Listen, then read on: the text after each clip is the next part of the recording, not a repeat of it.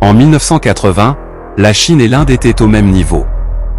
Même pauvreté. Même espérance de vie. Même point de départ. Aujourd'hui, la Chine a sorti 800 millions de personnes de la misère. L'Inde, elle, peine encore. La différence ? La Chine n'a jamais organisé une seule élection libre. 1980, Deng Xiaoping prend le pouvoir en Chine. Il ne demande pas l'avis du peuple. Il décide. Il planifie. Il exécute.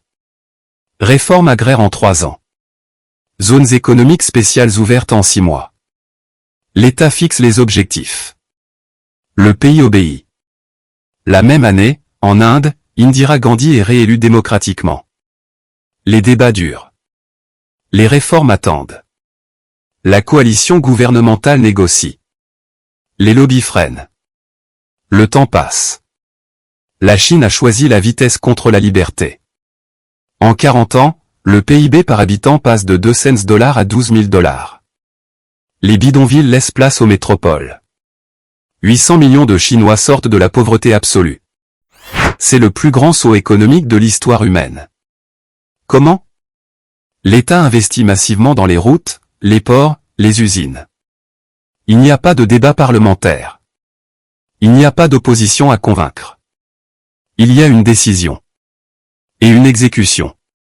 L'Inde a choisi la liberté contre la vitesse. La plus grande démocratie du monde, 1,4 milliard de voix. Des élections régulières. Une presse libre. Des contre-pouvoirs réels. Mais 230 millions d'Indiens vivent encore sous le seuil de pauvreté. Les réformes foncières bloquées depuis 60 ans par les propriétaires terriens. Les infrastructures en retard d'une génération. Pourquoi ?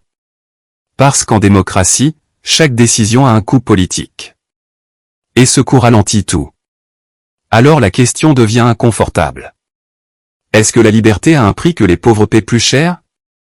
Des millions d'Africains regardent ces deux modèles. La Chine construit des routes en Éthiopie, des ports en Angola, des stades au Sénégal. Sans conditions. Sans élection. Sans leçon de démocratie. Et les résultats sont visibles.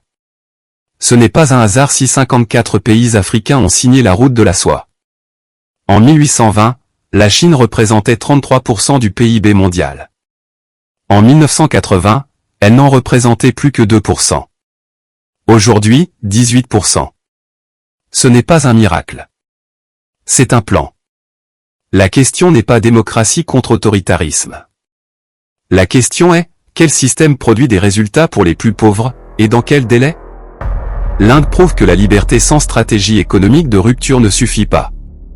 La Chine prouve qu'une stratégie de rupture sans liberté peut fonctionner, mais à quel prix humain ? L'Afrique, elle, n'a pas encore répondu à cette question. Ces deux géants ont un message pour l'Afrique. Lequel choisir ? Aucun des deux peut être un troisième chemin. C'est ce que nous explorons chaque semaine. Abonne-toi pour ne rien manquer. Rise Africa Route, parce que la conscience est la première liberté.